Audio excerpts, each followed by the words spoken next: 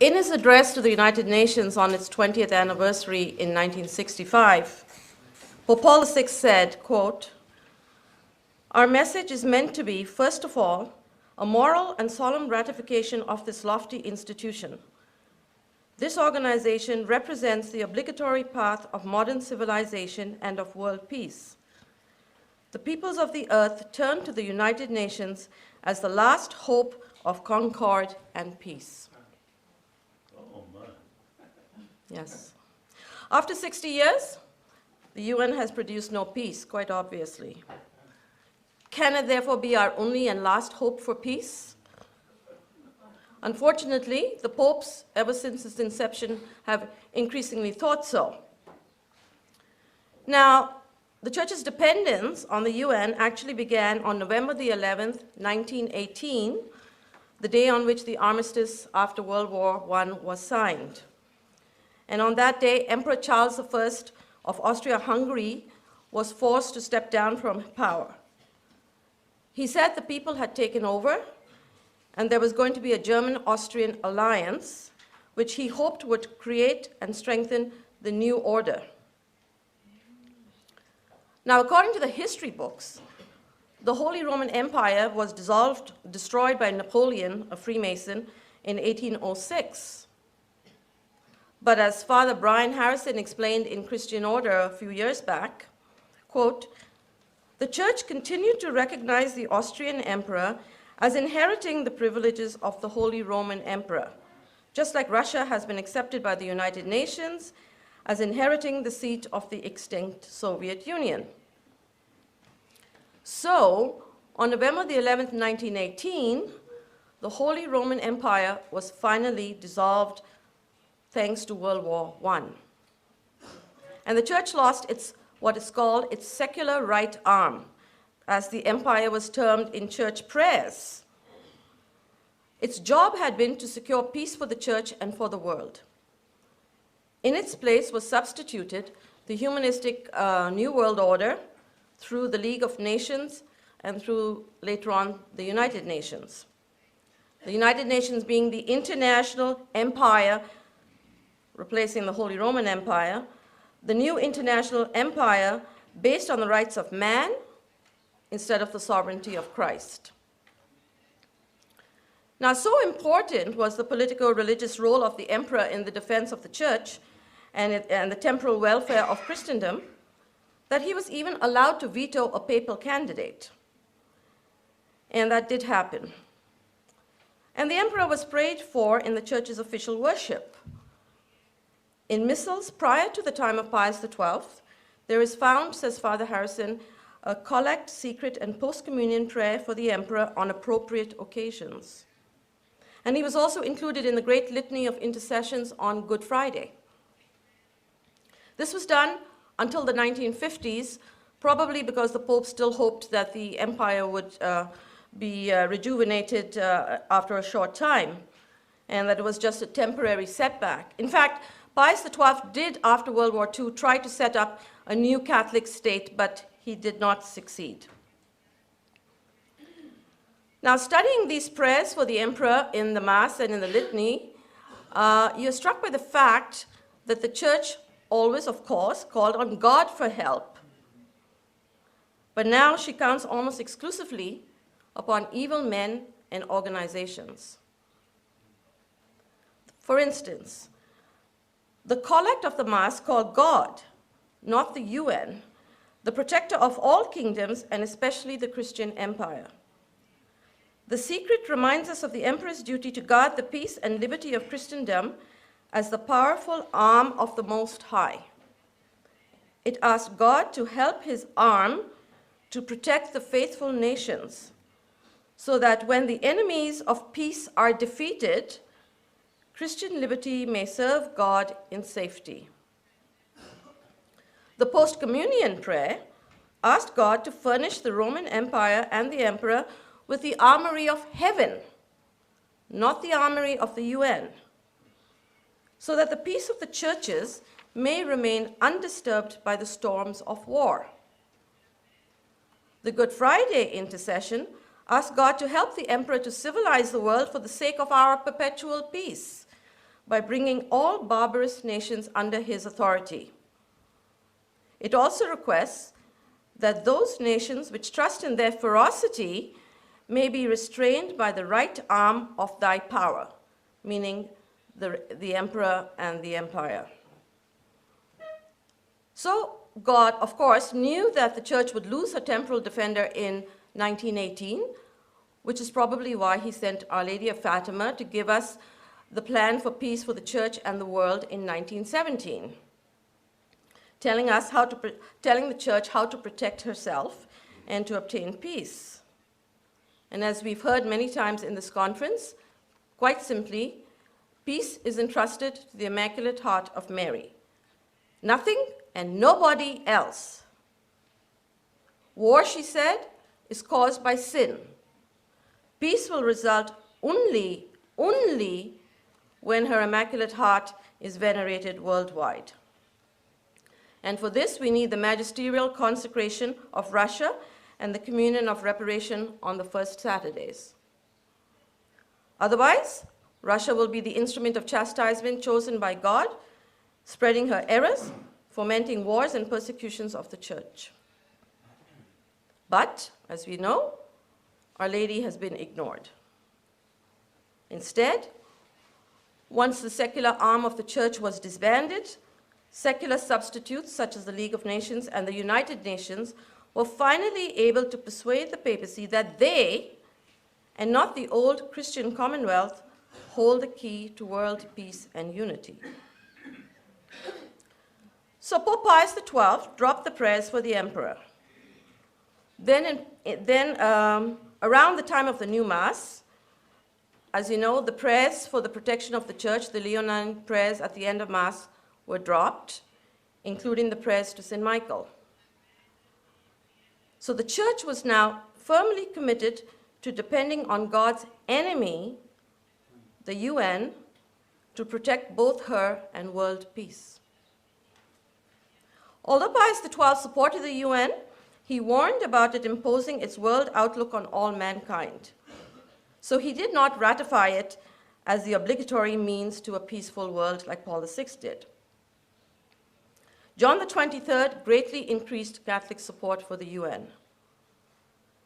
John Paul I, in his first papal discourse, urged the world to work for a new order of greater justice and more stable peace, and praised all the peace initiatives, but said the tremendous spiritual power of the Catholic Church is the guarantee of peace and order.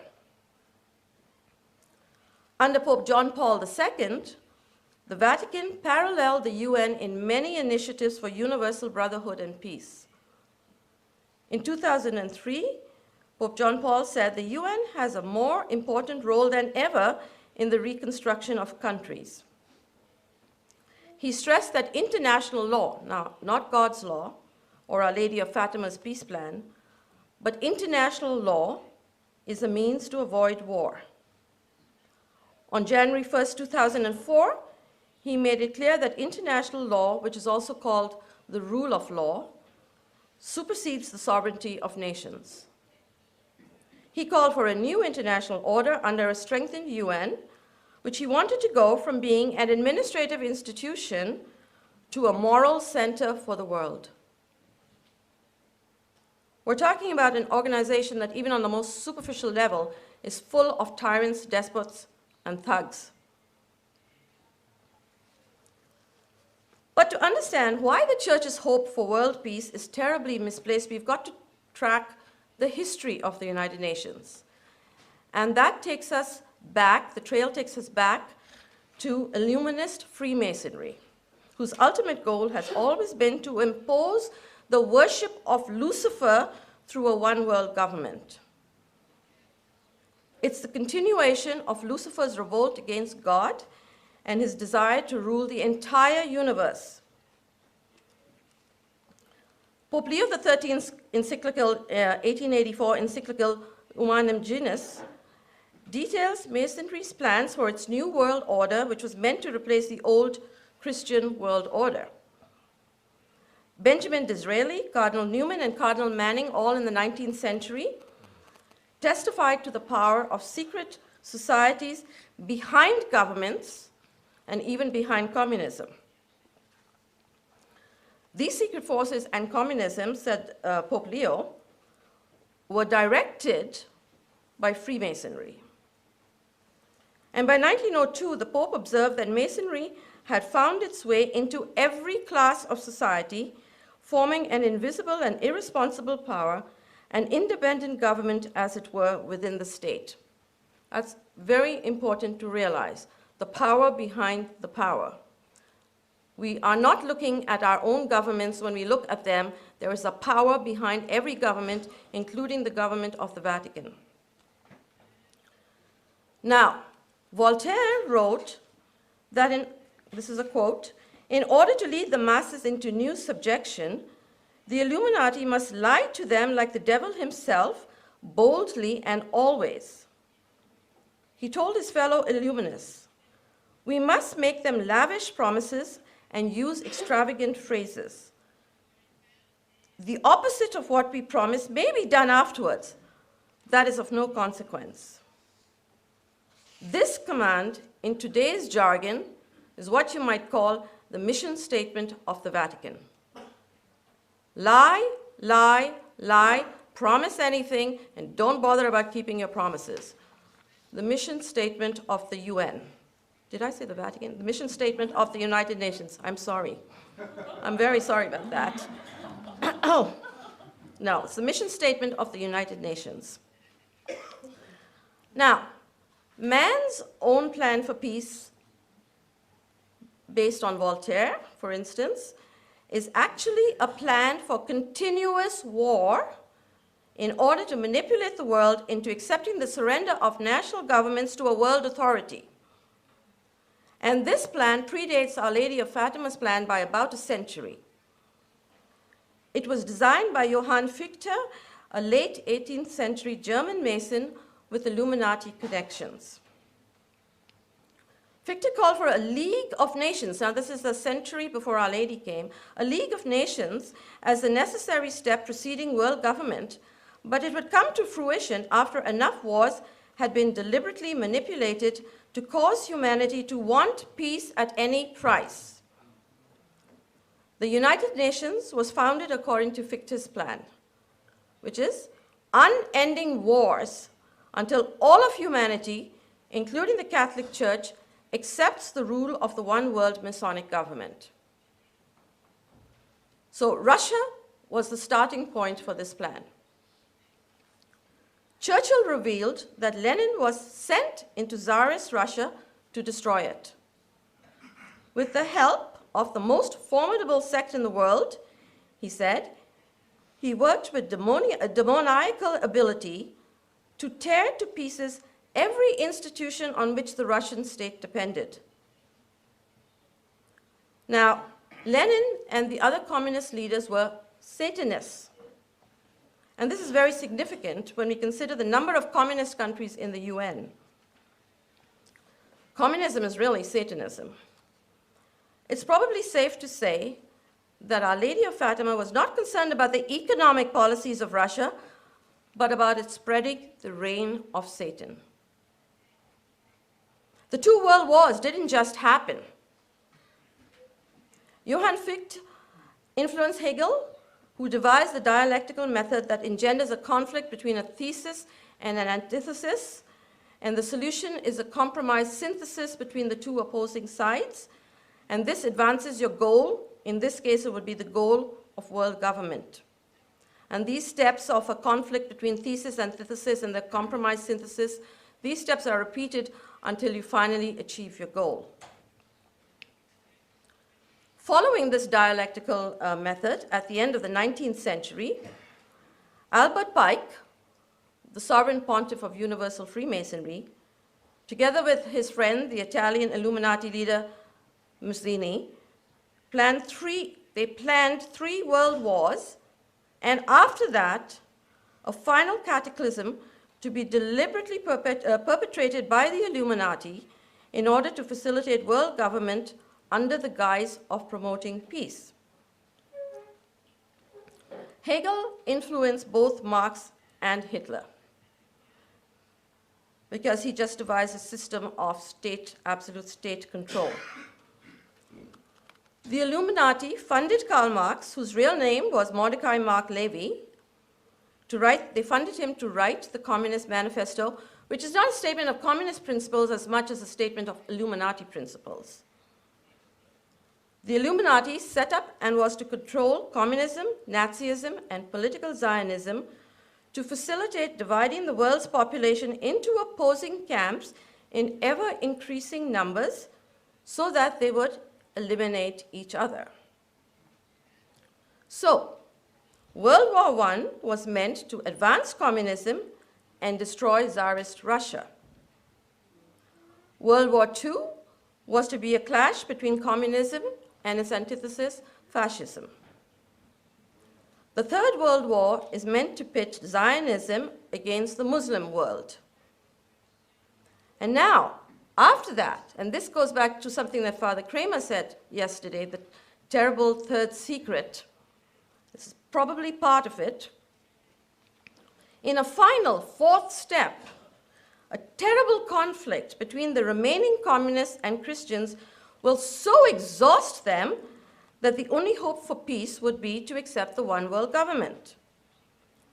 Then the Illuminati will usurp the powers of that government and crown their own leader as the king despot of the world and impose their Luciferian ideology upon the remaining part of the human race.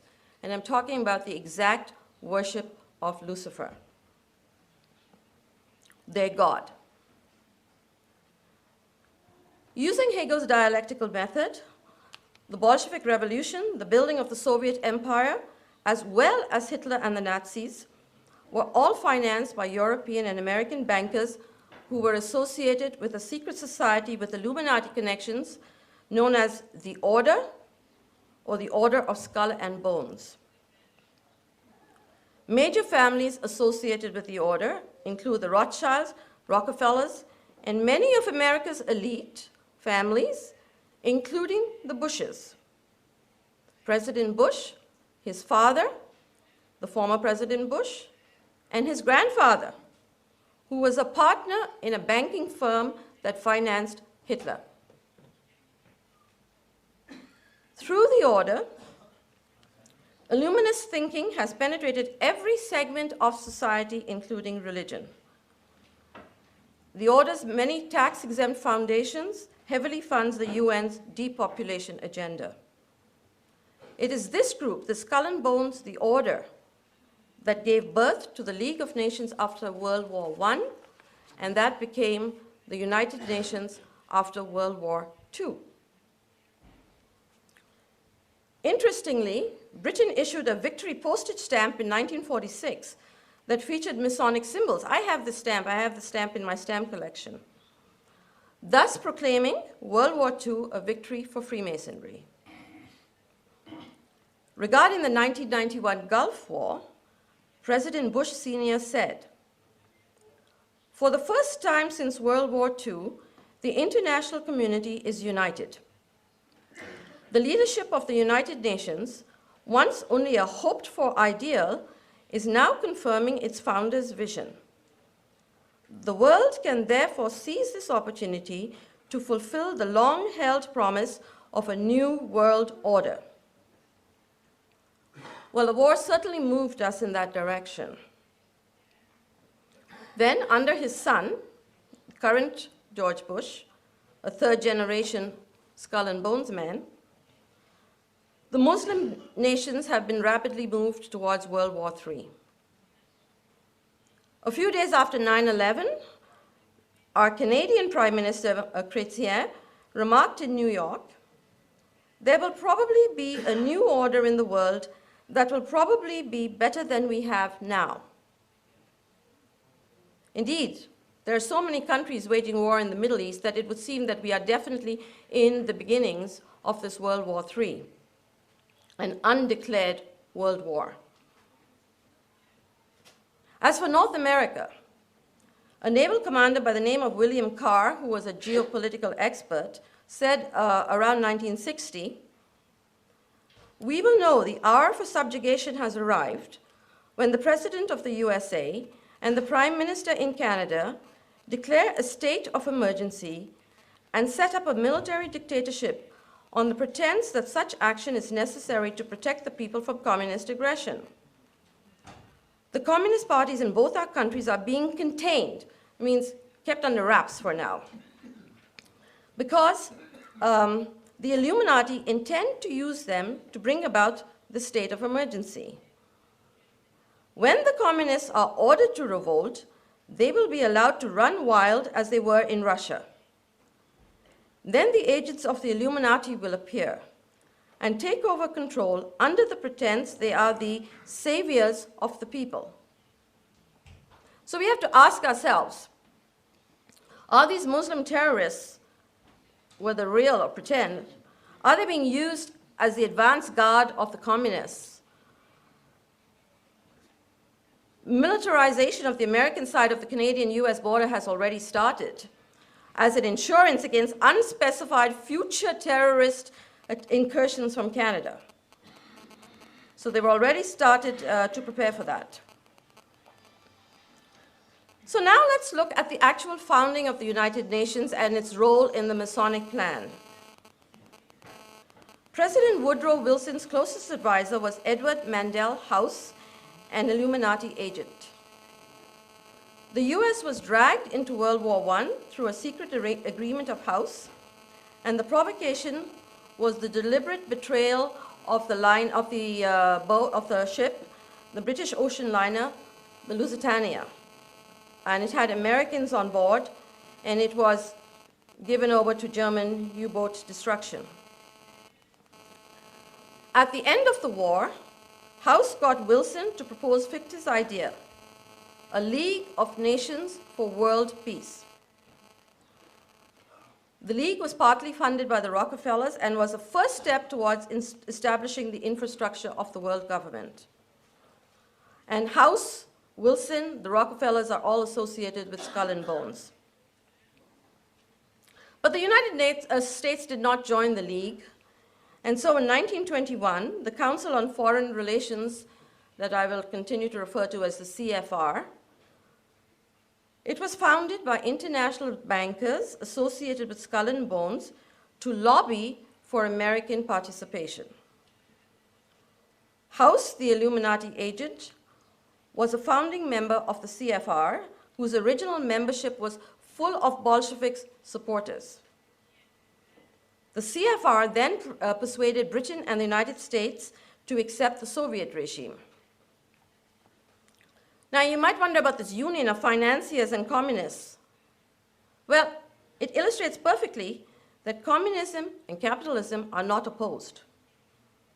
Similarly, left and right mean nothing to Masons. Communism and fascism are just systems of absolute state power, coming from Hegel's theories. So the Masonic international bankers happily use totalitarian regimes to facilitate their goals, and we see that all the time. We're always supporting some dictator here or there, and when we're tired of him, then we go after him. We use them.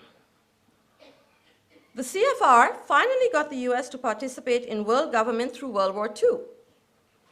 By then, the CFR controlled the State Department. 2 weeks after Pearl Harbor, which led America to war, the Secretary of State recommended to President Franklin D. Roosevelt, that the Planning Committee of the UN be formed. Now, this is 2 weeks after Pearl Harbor, not after the war. It was stacked with CFR members. So, it was the communist-dominated Council on Foreign Relations, which is tied to the Order of Skull and Bones, that founded the United Nations in 1945. The UN wasn't founded as a result of the war, but the war was used as a front for its founding, supposedly to prevent further wars, but actually to bring about world government through war. CFR propaganda then proceeded to promote the UN. They got control of the media, and they got to get the public to accept world government. Roosevelt was a 33rd degree Mason, and he was a close associate of the CFR. He wanted to join Stalin in the war, but several American bishops spoke out against it. They knew that if the Allies won, it would strengthen communist expansion. And they were just obeying Pius XI, who taught in Divini Redemptoris, communism is intrinsically perverse, and no one who would save Christian civilization and the social order may collaborate with it in any undertaking whatsoever. So it made no sense to cooperate with the church's enemy in order to preserve Christian civilization. However, Cardinal Spellman, Roosevelt, and the Vatican's Undersecretary for Ordinary Affairs, Monsignor Montini, the future Paul VI, pressured Pius XII to authorize a wider interpretation of Divini Redemptoris. So on September the 20th, 1941, Pius XII lifted all objections against American aid to Russia. So the Catholics could now support Roosevelt and Stalin and join the war on that side. The stage was now set for the planned conflict between fascism and communism. But an excuse, like for World War I, an excuse was needed for the US to enter World War II. So, on December 7th, which was just 2.5 months after the permission from Pius XII, Pearl Harbor was bombed. 3 naval admirals and others have described how high government officials, including Churchill and Roosevelt, provoked the Japanese attack, knew it was when it was coming, and did nothing to prevent it.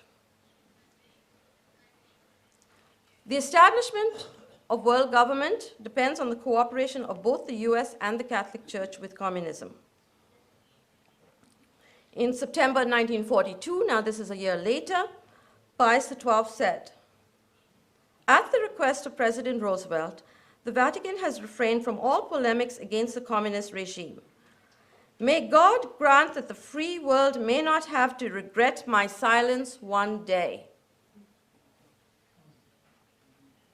Later, the Pope did speak out against communism, but his permission to cooperate with Stalin and his silence had opened the door to communist penetration of the church, either directly or through the UN.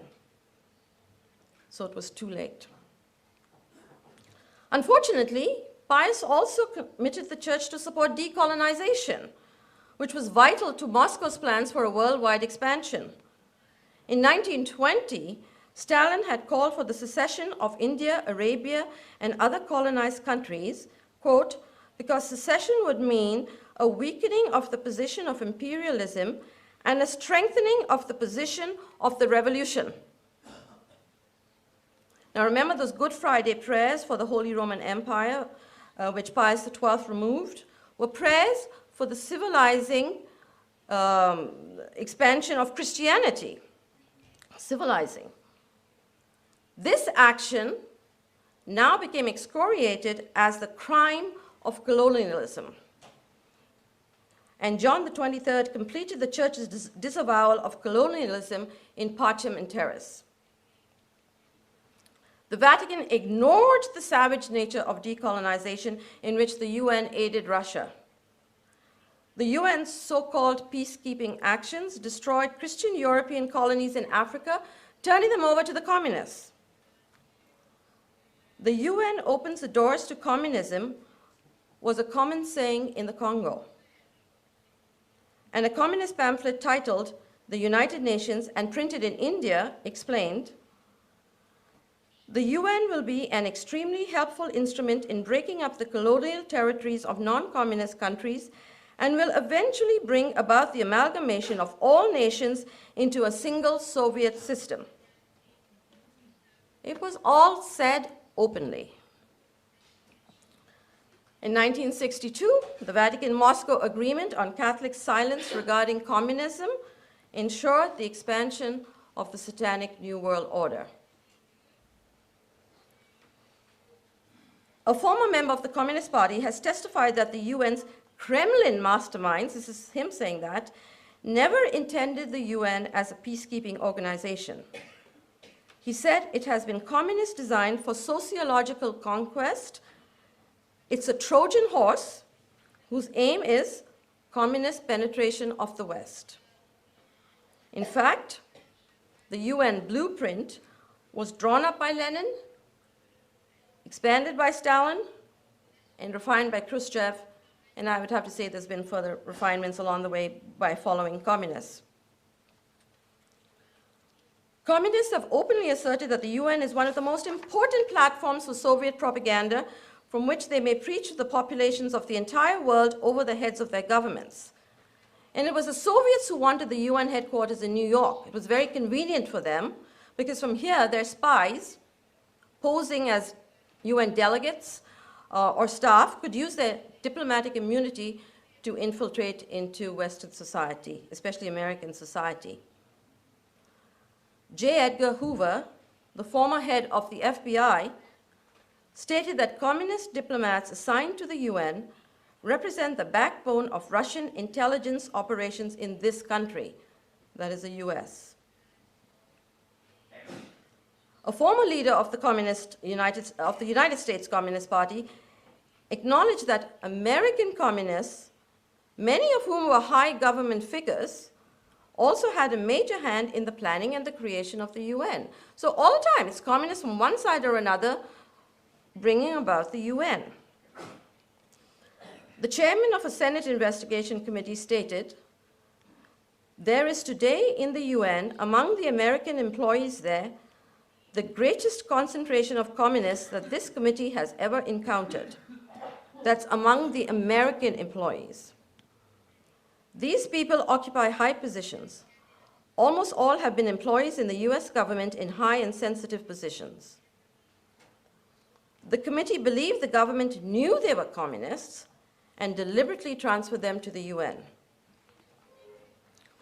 Now, the first members in any organization are the ones who get that organization running according to the vision or the plans of the organization.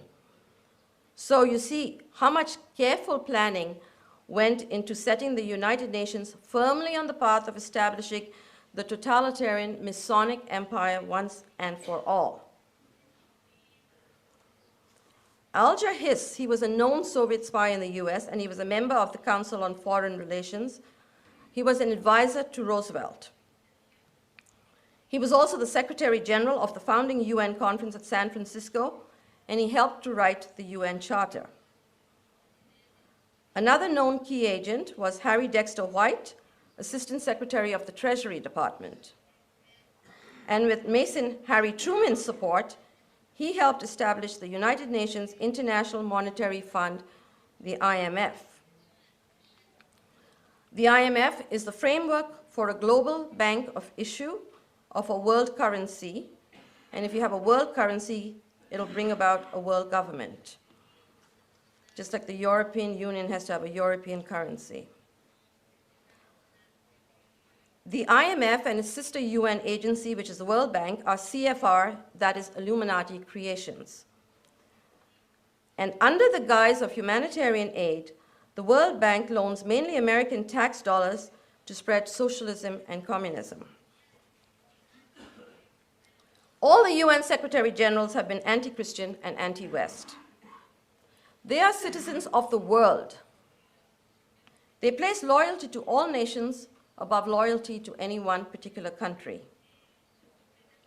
In 1952, US News and World Report stated that as many as 1/2 of the administrative executives in the UN are either communists or people who are willing to do what they want. And in 1955, a former communist involved in communist political warfare in the US publicly admitted, "There can be no doubt that communists control the UN and use it for all it's worth. Most of the UN special agencies are, in fact, operated by them." So how can one say that communism is dead if the world's governing authority is the personification of communism? It is communism. One just has to study the vast number of UN special agencies like UNICEF or the World Health Organization and UNESCO, their treaties, the conventions that give family-destroying rights to children and feminists, the United Religions Organization, recently founded. It's the religious arm of the United Nations. It's the one world religion arm of the United Nations. The peacekeeping actions, so-called peacekeeping actions. You just have to study all these things and look at them. And you see they're all completely communistic in their goals and in their methodology. Here are some quick examples. The first head of the World Health Organization called for the eradication of the concept of right and wrong in the education of children in order to change human behavior. That's the first head of the World Health Organization. The United Religions Organization, as I said, it's the UN's atheistic one world occult religion, was co-founded by the Marxist Mikhail Gorbachev, who wishes to reduce the population of the earth by 90%, that is 90%. That was a resolution that came out of one of his conferences. UNESCO was founded on the vision of world government and eugenics, and I'll come back to that one later on. As we know, communism has perpetrated more death and destruction than most of the wars of history combined. Its policies have broken millions of families and destroyed homes and countries. And it continues unchecked in its path of carnage. Of course, it wears different costumes, so you don't know, you're looking at the same beast. By peace, the UN means communist peace, in which all opposition is eliminated, and this was admitted by former UN Secretary General U Thant. Before the finalization of the UN, an American senator had predicted, quote, "The adoption of the UN Charter will mean perpetuating war." Some of you have probably read George Orwell's brilliant book, 1984. He warned in that book, "We will all one day love Big Brother if we wish to live in peace."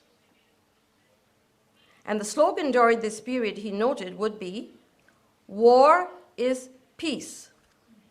Turn it around, peace is war. And the Ministry of Peace in this area that he was describing under communist totalitarian rule, the Ministry of Peace would concern itself with war. Isn't this exactly what we see today as international peacekeeping forces are waging war under the new job description of peacemaking? They're waging war in peacemaking. But the UN has a massive propaganda machine and media control, and so it has prevented people from being aware of these things going on, being aware of the truth. For instance, in 1961, Adlai Stevenson, who was the American ambassador to the UN, and he was at the same time the head of the Council on Foreign Relations, he instructed the UN press corps to lie and paint a flattering picture of UN intentions. This was his instruction. Now, besides the God of peace, the God of human rights is also invoked to facilitate the UN's agenda. The UN's Declaration of Human Rights is accorded a higher status than the Ten Commandments. The Declaration was highly praised by Popes John XXIII and John Paul II, although it's descended from the Masonic French Revolution, and no less a person than Hans Kung says that. There's no right to life enshrined of unborn babies enshrined in the Declaration of Human Rights. But John XXIII gave a hint of why the Declaration is important. He said, "It represents an important step on the path towards the juridical political organization of all the peoples of the world." That's the point. The Declaration of Human Rights is the foundation of international laws for a world government that will be completely inimical to the rights of God and His church. There is no mention of God in any UN documents. And in its New York headquarters, there's an atrociously huge statue of the naked, ferocious Greek god Zeus. That shows you its religious values. The Declaration on Human Rights actually closely parallels the Soviet Constitution. And this similarity can be found in other documents. I've seen this drawn up in a very good book on the UN, tenet by tenet, comparing the Declaration with the Soviet Constitution. It's almost identical. It's almost identical. It's just, this declaration is a blueprint for tyranny. It's as simple as that. The basic Marxist plank in the Declaration and the Soviet Constitution is that man's material well-being is all important. His privacy and freedom are secondary considerations. So governments must take full responsibility for the welfare of the people and control all their activities. Now, a United Nations covenant is enforceable legislation once it's been ratified, and they're working on making it enforceable even if it's not ratified. A United Nations covenant overrides any country's constitution. Furthermore, all these high-fluting, high-sounding phrases used in these documents, such as the rights to privacy, freedom of expression or religion, all of this can be legally denied by national governments or the United Nations if they believe it is necessary to protect national security, public safety, the rights of minorities, or so forth. For instance, the precedents are the Masonic French Revolution, which was perpetrated in the name of public safety, and Hitler's atrocities in the name of national security. Today, as we know, our democratic countries are rapidly losing their rights in the name of national security and public safety, thanks to the war on terror. Anybody who's flown to this conference knows what I'm talking about. And freedom of religion, such as freedom to protest same-sex marriage or sex education, that's being erased in the name of minority rights. In fact, it's become a crime in some countries. So even if the Soviet Union has truly collapsed, Soviet Russia's ideology lives on in the human rights and other UN documents. This is even signified by the UN signia, the symbol of the UN, which was designed by an American communist and is quite similar to the Soviet insignia. It resembles that of the Soviet Union. The UN military interventions are carried out to supposedly defend human rights, but the rights of governments are ignored where revolution has been fomented and the government fights back. Then the UN interferes, claiming it is putting an end to aggression. By its own definition, a United Nations military action is not aggression. UN and NATO actions against sovereign states that do not cooperate with the New World Order are called police action or Operation something or the other. You get all these cute little operation names. And they are rationalized as humanitarian intervention after enough violent chaos has been fomented to hopefully justify genocidal international wars, such as in Kosovo a few years back. In that case, the CIA and the British Special Armed Services armed and trained the Kosovo Liberation Army terrorists to foment armed rebellion. And a Canadian ambassador to Yugoslavia said, after bombing Yugoslavia into submission, NATO then stood by and allowed the KLA, that's the Kosovo Liberation Army terrorists, to ethnically cleanse the non-Albanians from Kosovo. Now, in 1993, the US had classified these terrorists as precisely that, a terrorist organization financed by the heroin trade. The KLA was also known to be receiving money and training from Osama bin Laden and Al-Qaeda. But after it started working for the US, it was removed from the terrorist list. NATO. NATO is actually a United Nations regional organization. That's what it's called. It's not an independent group. It is meant to strengthen the UN and move us in the direction of one world. It's a communist ally, and its anti-communist stance during the Cold War was simply posturing. Stalin saw the necessity of regional groups as an intermediate step to world government. He figured that people would transfer their national loyalties more easily to a regional group than to a world authority. So that's the first step. You know, if you can support NATO, then it's just a step to the UN or a world authority. And these regionals could then be combined into that world dictatorship, which is happening right now under our eyes with NATO and the UN. The Organization of American States and its African equivalent are also UN regional groups. In 1963, President Kennedy advocated global socialism and control through both the UN and NATO. Russia became a NATO partner in 2002 to fight the common enemy, global terrorism. So now Russia is a partner working with NATO and within NATO. Now, there was a little testing going on of their methodology with the problems in Kosovo. Russia and China conveniently vetoed UN action over there. So then NATO set a new precedent of using not the UN Charter, because the action was vetoed, so it was using the Declaration of Human Rights instead in order to avert a humanitarian tragedy. Having set that precedent, it means that NATO now, as an extension of the UN, can intervene anywhere in the world. Just make it a humanitarian problem, and in can go NATO.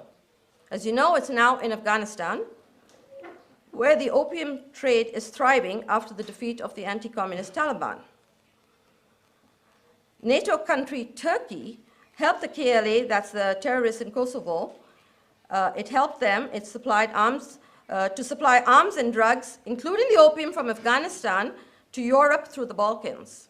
That was what was going on. And the Serbian President Milosevic tried to stop the terrorists, and so he had to be taken down. There's a lot more than what we read in the newspapers going on. Now, in the evolution of international law, Belgium and Canada have passed legislation that enables an ordinary jury of the country to prosecute and convict people accused of committing war crimes in another country. And this is in keeping with the spirit of the Declaration of Human Rights, that human rights supersede national sovereignty. So you can have committed a crime in another country and you can be arrested and tried in certainly Belgium and Canada now. The UN Covenant Against Torture overrules a signatory country's domestic laws, forcing it to take action against foreigners for crimes allegedly committed in another country. So that's how come these laws were passed in Belgium and Canada. So Belgium set the precedent that an international court is not necessary anymore to prosecute crimes against humanity, so that any nation now has universal jurisdiction and the right to supplant the legal system of other nations in such cases. So you can try somebody from another nation in your country, so you are superseding that nation's laws. Belgium passed that law in 1993 and Canada in 2000. All the United Nations specialized agencies are working to strengthen the UN and spread its Marxist agenda into every sphere of life. And I have a chart in French and English, which I'll have given out to you at the end of this talk. And it lists the main groups and organizations of the UN in a kind of a flow chart. And you will see where its little finger goes into so many different areas of the world. And that's, I presume, an incomplete chart. It's a few years old, and it's got worse since then. People are won over by self-interest, as the UN is painted as the big problem solver and the guarantor of an earthly paradise, which is nothing else than the New World Order. I said I'd come back to UNESCO. Let's just look at that very briefly. UNESCO stands for the UN's Educational, Scientific, and Cultural Organization. Its constitution was written by a Skull and Bones member. In 2003, Mrs. Laura Bush, the current president's wife, praised UNESCO for spreading the values that help defeat terrorism and generate peace. The Vatican has supported the organization since its inception in 1952. In 2002, Pope John Paul appealed to UNESCO to build bridges through dialogue and the formation of consciences to avoid wars. He's asking UNESCO to do the formation of consciences to avoid wars. But UNESCO is meant to spread the errors of Russia through education and culture. Communists themselves have explained that UNESCO corresponds to the agitation and propaganda department in the Communist Party, getting at the public mind, young and old. UNESCO is at the forefront of the environmental movement, and of course, it's anti-life. And it's also highly involved in establishing the occult world culture and religion. It's also been working for the Jewish agenda of revising Christian teaching, quote, particularly the story of the crucifixion, so as to reduce the danger of implanting anti-Semitism in the minds of the young. And in the 1950s, it was praised by the American Jewish Committee for revising textbooks originally prejudicial to one or another racial, religious, or ethnic group. We can guess which group was at the top of the list. Interestingly, the Israeli Prime Minister at that time, David Ben-Gurion, was reported in Time magazine of August 16, 1948, as saying, get this, we consider that the United Nations ideal is a Jewish ideal, which I think is a direct tie-in to Judeo-Masonry. Now, another big danger for the church is UNESCO's World Heritage Convention, which is a blatant property grab. Through this convention, the World Heritage Convention, the church is losing control of her physical and cultural heritage, her ancient churches, her artwork, and so forth. The convention postulates that there are some natural and man-made sites which are not the national heritage of a particular country, but of the world, because they have universal value. They belong to the world. There are over 500 of these World Heritage sites now. They include natural wonders like the Grand Canyon, sites of pagan rites like Stonehenge, monuments, ancient temples, and Catholic churches galore, such as Chartres Cathedral, and even the Auschwitz concentration camp, from where the nuns were thrown out recently. These sites allegedly further universal ideas that unite people. For instance, they might exemplify evolution or a past way of life of some particular culture. In other words, they are seen as being able to promote the pantheistic one-world culture.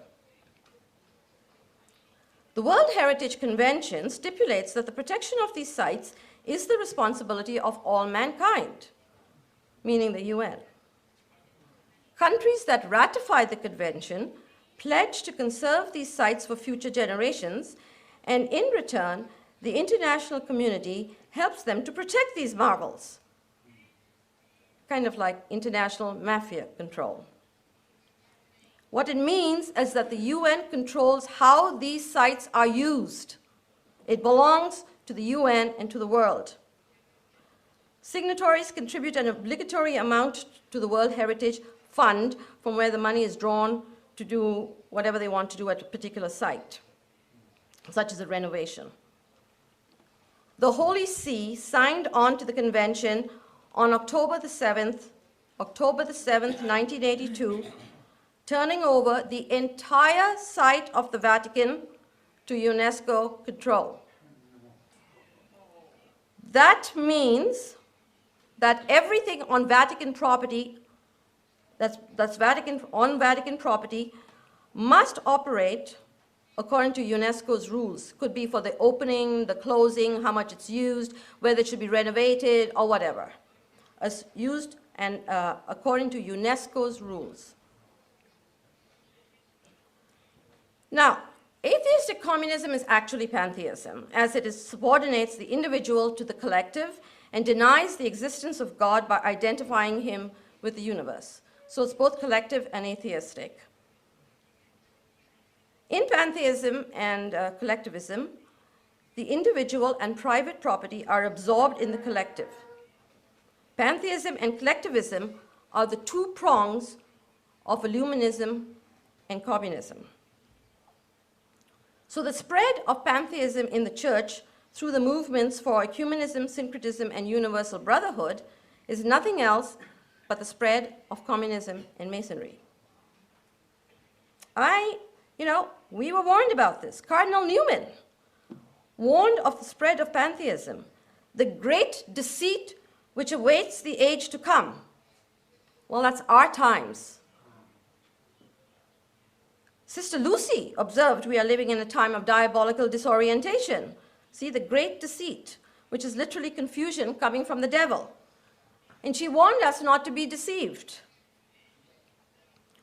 The League of Nations itself was associated with occult Russian theosophy.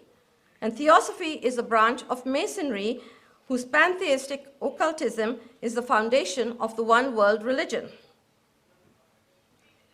The successor to the League, the United Nations, is uniting the world into this one world religion.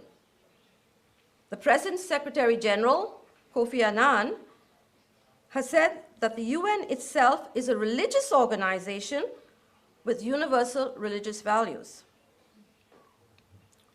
For all its talk on religious freedom, the UN intends everyone to practice its occult spirituality. Remember, I said the plan of the Illuminati was to impose that Luciferian doctrine on the whole world. So the UN intends everyone to practice its occult spirituality, and then they will be monitored for compliance. Notice all the syncretic services that are held today to commemorate a plane going down a year ago, or the Twin Towers, or syncretic service after syncretic service all over the world, with high government officials, including from the UN, involved. What happened to the separation of church and state? There is no more separation of church and state as long as the church we're talking about is the Masonic Church, the Church of Masonry. Let's look at another UN convention. The Convention on the Rights of the Child makes it an offense for parents to teach their children reverence for their own religion, as this fosters religious discrimination. And parents can't object to multicultural indoctrination of their children in the Catholic schools even, as this could be interpreted, according to the convention, as child abuse under its article on religious freedom for children. Feminism is another era of Russia. Most of its tenets come from communism and the Soviet state. So the UN has long promoted women's rights, and we know how destructive they are of the family, the faith, and Christian morality. Well, I've only touched the surface of how the UN is spreading all the errors of Russia. I mean, there's books that could be written. Our Lady of Fatima said Russia is God's chosen instrument of chastisement for the world and the church. The UN has every nation, and even the Catholic Church, under its control to some degree. Once disarmament is complete, and all militaries and weapons are under UN control, then it will be a full dictatorship. President Kennedy said disarmament would create a radically new international system. It would encourage nations to give up much of their sovereignty. Their national security would then depend on an international peace force under an immensely strengthened United Nations. Notice how all these recent wars, right up to the latest Israeli-Lebanese one, produced a desperate call. They always produce a desperate call for UN peacekeepers. You know, you have this big war going on, UN, UN, UN, step in, please, UN. And what happens? The UN is strengthened as the fighting forces of more and more countries come under its control, shifting their loyalties from their nations to the world. By the way, there's a group called the World Constitution and Parliament Association that may take over sometime from the United Nations. It may first require the Third World War, but in any case, it'll only be a change of names, like a switchover from the League of Nations. So don't be fooled if one day it's suddenly declared that the UN has collapsed, it's a hopeless organization, it's gone, bye-bye. Don't believe that. We'll have something else taking its name under another, taking its place under another name. Now, the propaganda, therefore, that communism is dead is the greatest deception ever foisted on the world, a world that is desperate for peace. It's a deception that comes directly from the devil. So, a diabolical disorientation. And in these times of diabolical disorientation, said Sister Lucy, the devil has succeeded in infiltrating evil under cover of good. That's the disorientation. He's succeeded in infiltrating evil under cover of good. Doesn't that describe the UN? She added, souls are letting themselves be deceived. We must defend souls against the errors. The UN is keeping communism alive, and Pope Pius XI said we could not cooperate with communism in any way if we are to save Christian civilization and the social order, meaning, therefore, we cannot support the UN. 60 years after it was founded for peace, allegedly, we live amongst the ruins of Christian civilization, facing a third world war and an absolute slaughter after that, all of which has been pre-planned for the establishment of the kingdom of Satan upon earth. And Father Kramer told us yesterday that there was something terrible in that third secret, so terrible that it made John the 23rd almost collapse when he read it. There will be a terrible slaughter after the Third World War. And then Satan is meant to rule on the earth. The message of Fatima was clear, simple, concise. Depend on God, not man, for peace. God has entrusted peace in our day only to Mary. Why? Well, perhaps because, as St. John Eudes taught us, the hearts of Jesus and Mary are so united that they can be considered as one heart. Hence, the triumph of the Immaculate Heart automatically means the restoration of the kingship of Christ. And that means peace. As expressed in this traditional prayer, Jesus, King and center of all hearts, through the advent of thy kingdom, grant us peace. That's why the devil has worked against the consecration of Russia for 77 years now. That's why implying the diabolical disorientation would greatly affect the ministers of the church, Sister Lucy exclaimed, "Gladly I sacrifice myself and offer my life to God for peace in his church, for priests and for all consecrated souls, especially for those who are so deceived and misled." Can we do in charity anything less than this messenger who was chosen by heaven? Thank you.